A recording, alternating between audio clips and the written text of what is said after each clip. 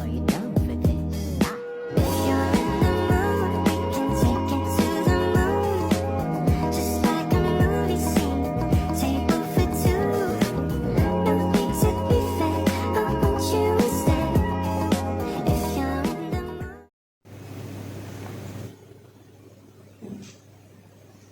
Waalaikumsalam.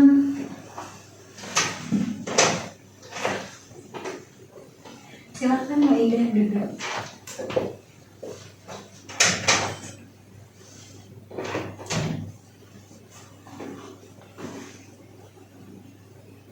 Selamat siang Mbak Ida. Siang, Gimana kabarnya hari ini? alhamdulillah baik. Alhamdulillah, senang sekali mendengarnya. Baiklah Mbak Ida, karena kita sudah ada di ruangan ini, maka langsung saja kita mulai sesi konselingnya. Sebelum itu, izinkan saya untuk menjelaskan sedikit hal bahwa kita akan melakukan sesi konseling selama 60 menit ke depan. Selain itu, saya di sini hanya sebagai fasilitator untuk membantu Mbak Indah menyelesaikan masalah. Pada akhirnya, yang akan mengambil keputusan Mbak Indah sendiri.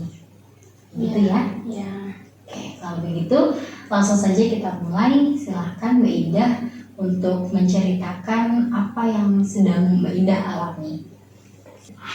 saya merasa cemas akhir-akhir ini, Bu, terutama soal ujian.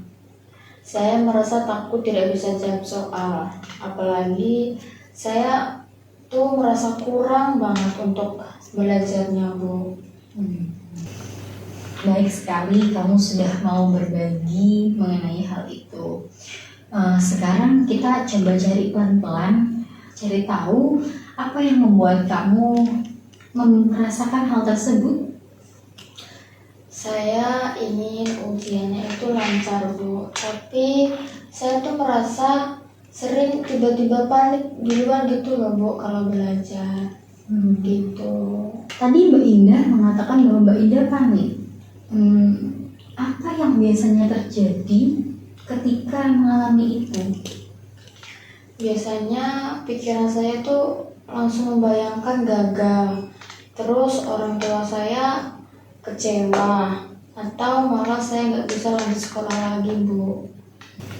Jadi kamu merasa bahwa karena panik itu kamu nggak lulus ujian, terus kamu merasa akan mengecewakan orang tuamu dan bahkan sampai tidak dapat melanjutkan masa depanmu. Benar begitu? Iya, benar, Bu. Itu yang selalu ada di pikiran saya. Ya, saya bisa merasakan bagaimana perasaan yang saat ini sedang kamu rasakan. Pasti sangat berat sekali ya beban yang saat ini kamu rasakan dan kamu pikirkan. Iya, Bu. Saya tuh benar-benar capek dengan pikiran saya. Seolah-olah tuh semua itu salah saya, Bu. Jadi saat ini kamu merasa cemas, kamu merasa takut karena kamu takut gagal ujian, kamu takut mengecewakan orang tua, dan takut akan masa depan yang akan datang. Iya, Bu. Itu semua yang ada di kepala saya setiap hari.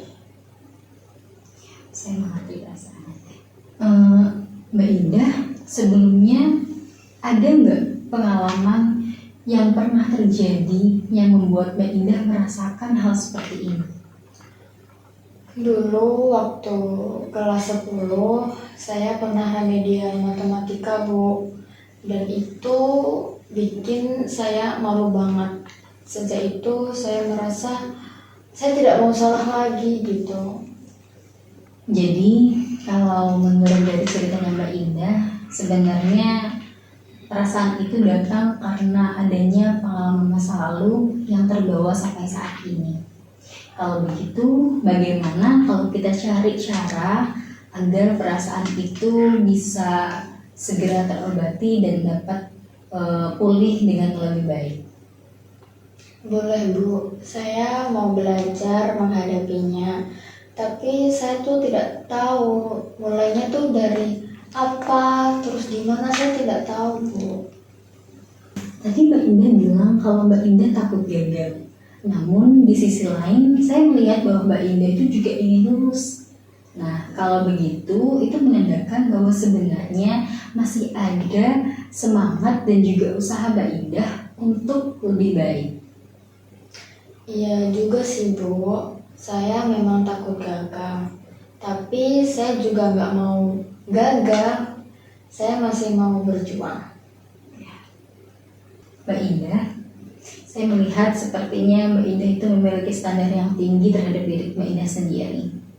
Mbak Indah takut gagal. Namun yang harus Mbak Indah ketahui bahwa sebenarnya belajar itu adalah proses dan kegagalan itu bukan akhir dari semuanya. Dan setiap kegagalan itu juga bisa jadi awal untuk menuju kesuksesan agar kita bisa belajar untuk lebih baik. Iya deh Bu, saya baru sadar. Sepertinya selama ini saya terlalu keras sama diri saya sendiri. Nah, kalau begitu saya akan memberikan teknik bagaimana cara untuk mengatur kecemasan. Ada beberapa teknik, salah satunya yaitu melakukan teknik relaksasi. Nah, mungkin nanti Mbak Indah ketika ingin belajar, coba lakukan teknik pernapasan terlebih dahulu. Lalu mengatur jadwal kecil-kecilan agar berjalannya belajar itu juga terjadwal dan bisa melakukan istirahat dengan waktu yang cukup. Wah, saya belum pernah coba nih Bu. Mungkin saya mulai dari atur jadwal belajar dulu ya Bu. Boleh, bisa, bagus itu. Kalau begitu saya sarankan Mbak Indah untuk mengatur jadwal dari pelajaran yang paling sulit terlebih dahulu agar nanti lebih mudah. Dan jangan lupa untuk melakukan istirahat yang cukup. Dan yang paling penting adalah coba untuk memberikan apresiasi terhadap diri sendiri agar Mbak Indah tidak merasakan beban yang berat. Wah, terima kasih banget ya Bu. Saya merasa lebih tenang saat ini dan akan coba mengulangi hal yang kecil terlebih dahulu. Baik. Saya percaya Mbak Indah bisa melewati semua hal ini. Baiklah, kalau nanti ada yang ingin Mbak Indah sampaikan atau merasa bahwa ada yang perlu diceritakan, Mbak Indah dapat menghubungi kami lagi dan melakukan sesi konseling berikutnya. Gitu. Iya, terima kasih Ibu atas bantuannya. Baiklah, karena waktu sudah menunjukkan 60 menit, maka berakhir sudah sesi konseling kita. Terima kasih dan hati-hati di jalan ya Mbak Indah. Iya, terima kasih kembali Bu. Sama-sama. Mari saya antar. Ya.